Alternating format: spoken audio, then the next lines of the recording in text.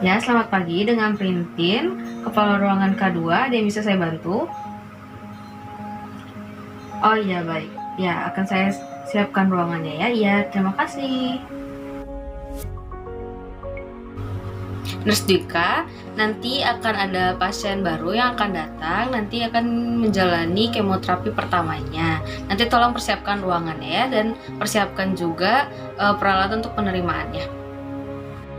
Baik, kami akan menyiapkannya, Bu.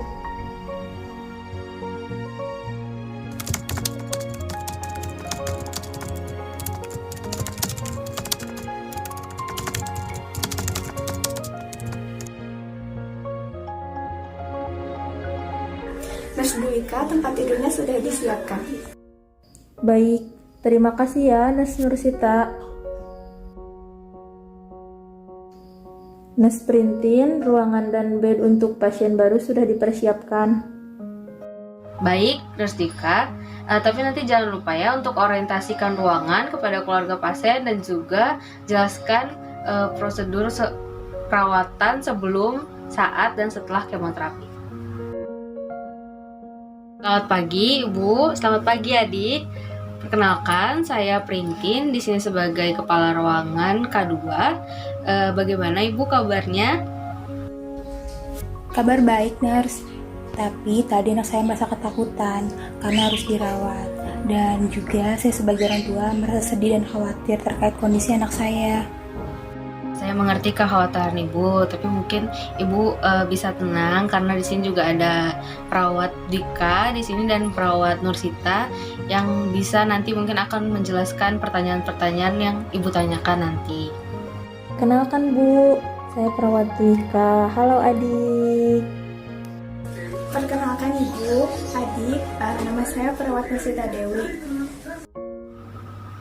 Di sini nama ruangannya ruangan K2 ya Bu. Nanti adiknya akan dirawat di kamar khusus kemoterapi kamar nomor 8. Nanti untuk penjelasan lebih lanjut akan dijelaskan oleh perawat Dwika dan perawat Nursita ya Bu. Untuk sekarang saya undur pamit dulu. Permisi. Baik, Ibu, di sini saya akan sedikit menjelaskan mengenai ruangan kemoterapi ini. Jika Ibu ingin mematikan dan menyalakan lampu, Ibu bisa memencet tombol lampu yang di ujung ruangan ya, Bu. Ada di sebelah sana. Jika Ibu ingin memanggil perawat di nurse station, Ibu bisa memencet bel yang ada di dinding belakang tempat tidur. Untuk kamar mandi ada di sebelah kanan. Untuk tempat sampah ada 2 jenis ya, Bu. Ada warna kuning untuk tempat sampah medis dan ada warna hitam untuk tempat sampah non medis yang ada berada di depan ruangan. Sebelum dan sesudah kontak dengan anak Ibu atau dengan yang lain, diharapkan cuci tangan ya, Bu. Bisa di wastafel, ada yang di koridor, atau bisa dengan menggunakan hand swab. Nanti akan ada dokter penanggung jawab yang akan memeriksa keadaan anak Ibu.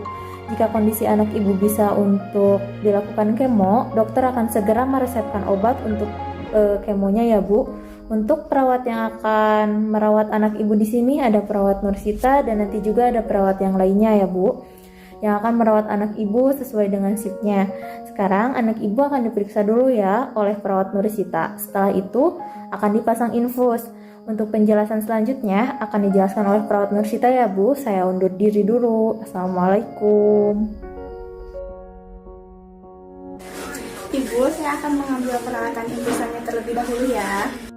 Halo lagi adik, kakak akan memeriksa terlebih dahulu, kemudian kakak akan memasangkan selang kecil. Nah, selang ini berfungsi untuk memasukkan obat ke dalam tubuh adik. Akan terasa sakit, tapi akan sebentar dan selanjutnya akan terbiasa.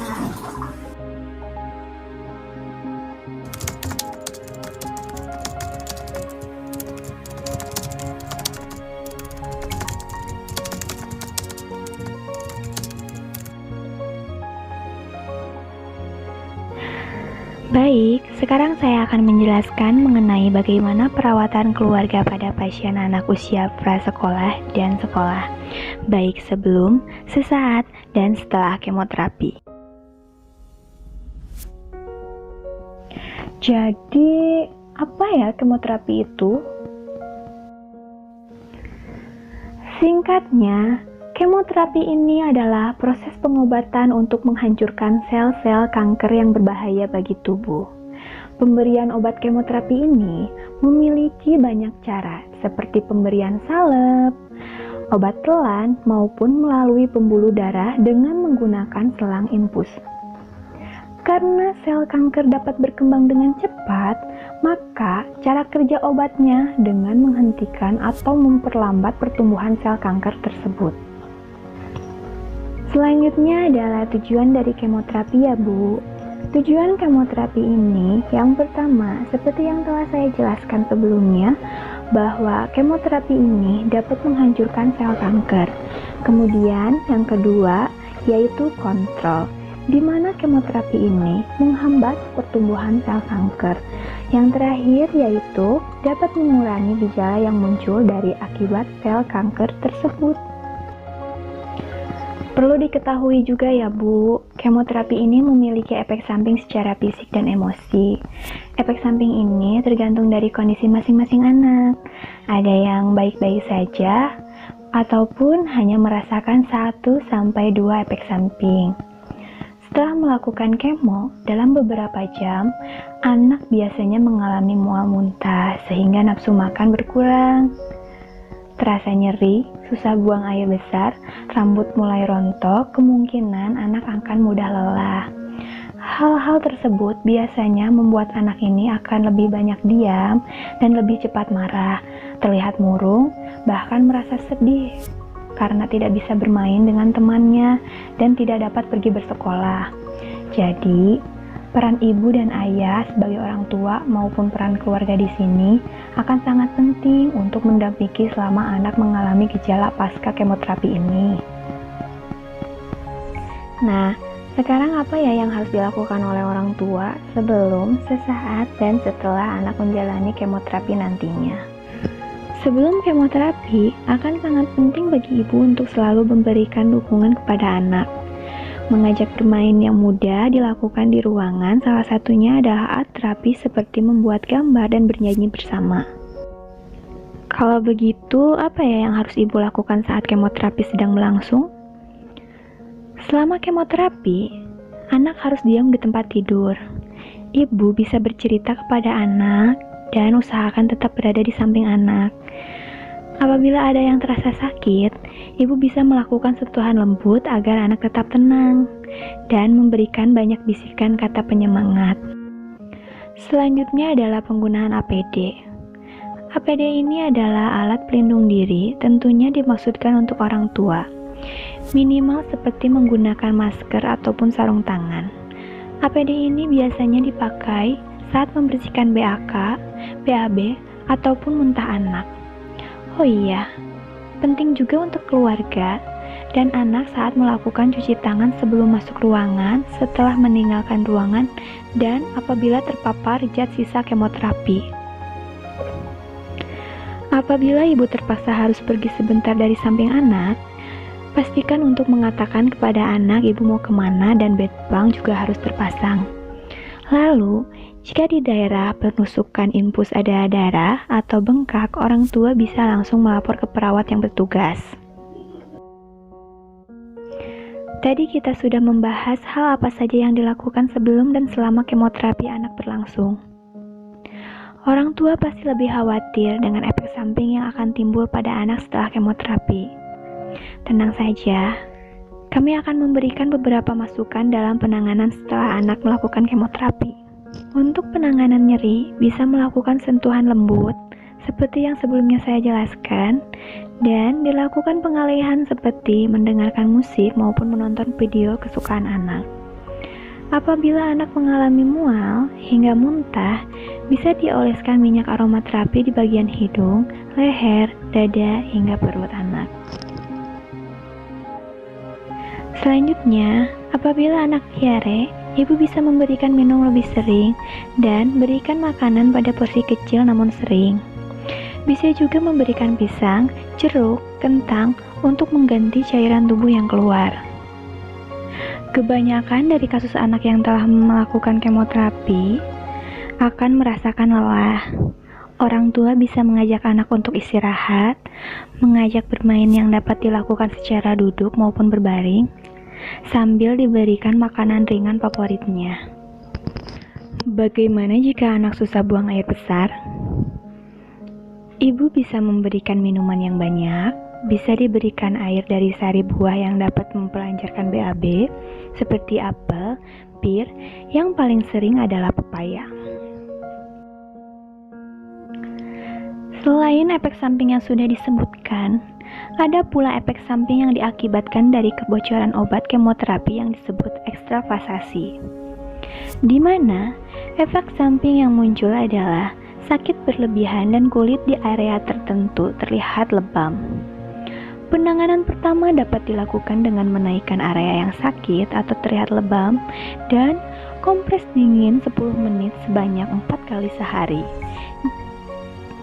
Namun jika dalam 2 hari tidak kunjung membaik, segera rujuklah ke pelayanan kesehatan terdekat.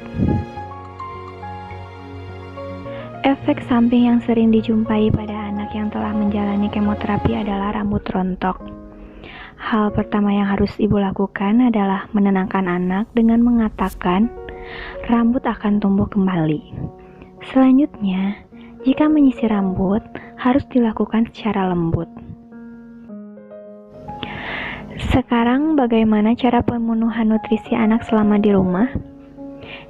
Yang pertama, sesuaikan jenis makanan dengan kesukaan anak, bertujuan agar nafsu makan anak akan bertambah. Selanjutnya adalah lakukan oral hygiene terlebih dahulu dengan cara sikat gigi sebelum dan berkumur sesudah makan untuk memberikan rasa nyaman di mulut. Kemudian, berikan makanan diet kalori dan tinggi protein dengan variasi rasa, tekstur, dan sajian makanan. Selanjutnya, berikan makanan sedikit tapi sering dan sajikan dalam keadaan hangat. Kemudian, bantu anak makan apabila anak mengalami keletihan. Kemudian, lakukan penyajian makanan dengan cara menarik dan menyenangkan.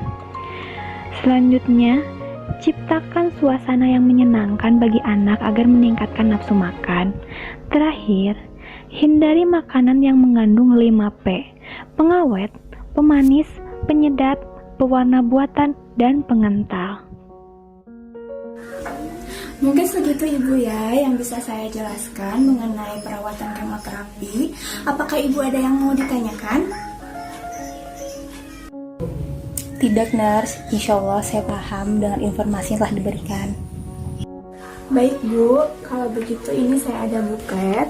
Buklet ini mengenai penjelasan yang tadi saya jelaskan kepada Ibu. Ibu bisa baca-baca ya Bu ya tentang buklet ini supaya Ibu lebih memahami apa yang tadi saya jelaskan kepada Ibu. Kalau misalkan Ibu ingin bertanya, Ibu bisa memanggil saya atau memanggil perawat lain. Ibu bisa memencet ya Bu ya, memencet tombol yang di sebelah sana ya Bu, di sebelah sana. Kalau begitu saya pamit. Selamat pagi Bu. Iya, saya terima bukletnya. Terima kasih Nurse Nursita dan selamat pagi juga.